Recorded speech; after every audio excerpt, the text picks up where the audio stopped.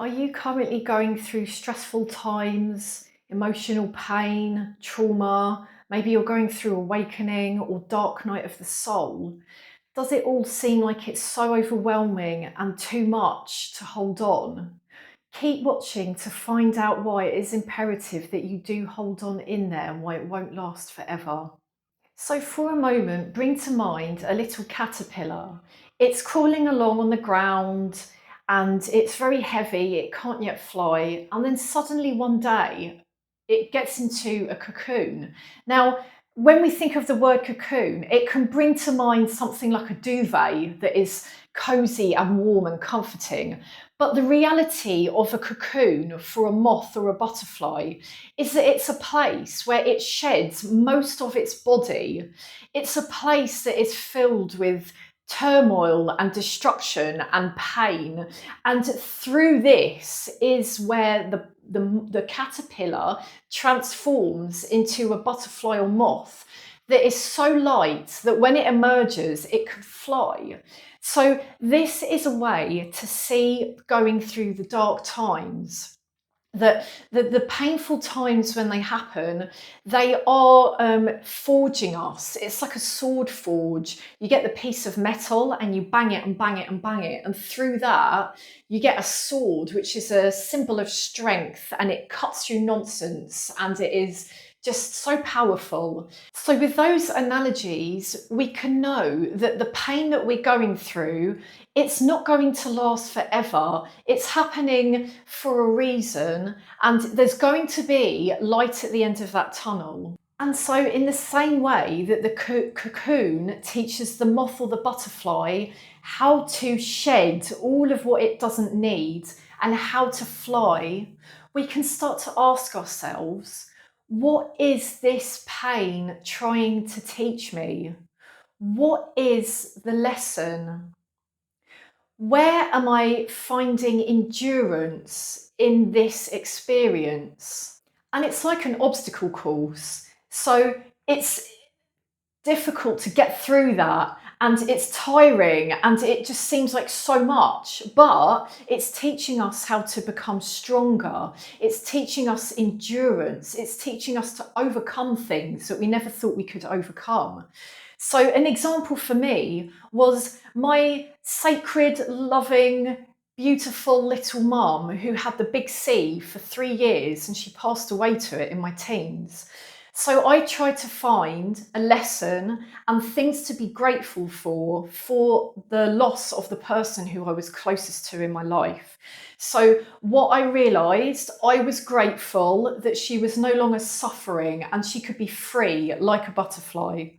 I was grateful that it taught me how to be independent so that I could be responsible for myself. I could stand on my own 2 feet. I could look after myself. So obviously, the actual experience of what she went through was awful and it was extremely traumatizing for me. I found lessons and I found things to be grateful for. And that's how I turned the pain into power. And therefore, it's all about allowing the cycles and the lessons to flow through us and out. And this can apply to spiritual awakening, dark night of the soul. It can apply to if you keep attracting the same kind of people in a relationship, for instance, who are not good for you, or the same kind of jobs that end up becoming stressful. What is it trying to teach you? What is the lesson? That is the question to ponder on.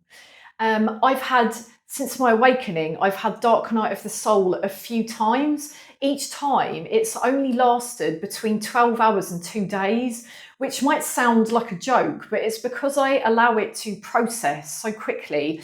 What's it trying to teach me? What's it trying to help me overcome? Where can I be living from my soul instead of my ego? And what can I let go of that no longer serves my highest good? Whether it's a way of thinking or a habit or a way of doing things. And whether we are going by foot or driving, every tunnel has an exit. So we may be finding ourselves in a tunnel of darkness at the moment, dark night of the soul, trauma, something emotionally stressful. But there is always going to be an exit at the other end. And no matter how long that tunnel might seem, as long as we keep moving forwards and going towards the exit, we will get there where they will be full light and freedom at the other end. And it's the same with the cycle of Earth.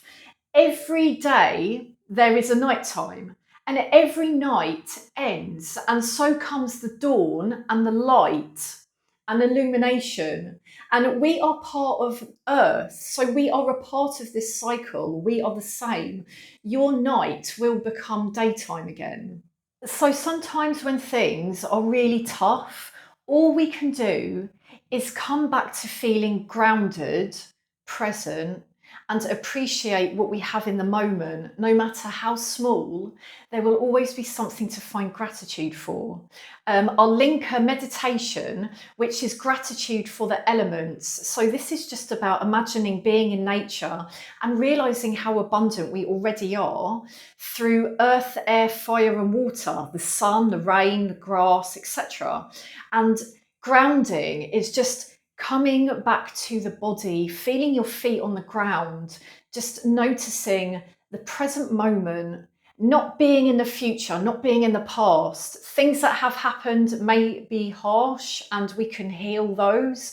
Things in the future, there might be challenges, but that's not certain. We don't have to worry about that now. So just coming back to the present moment, just realizing that you can just stand or sit with your feet on the ground. Notice your feet attached to the ground. Notice your breath.